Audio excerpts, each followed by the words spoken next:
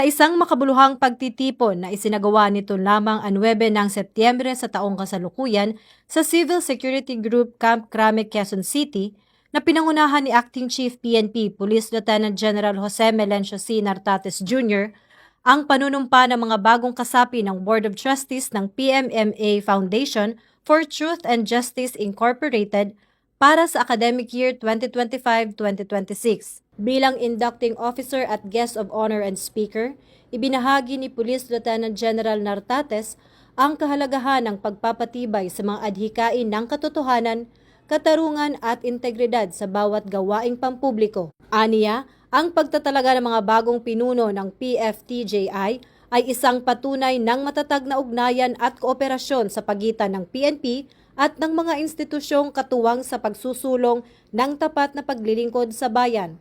Sa panayam, ipinahayag ni Police Lieutenant General Nartates na hindi lamang tayo mga tagapagpatupad ng batas, tayo rin ay mga tagapangalaga ng katotohanan at dangal ng serbisyo publiko.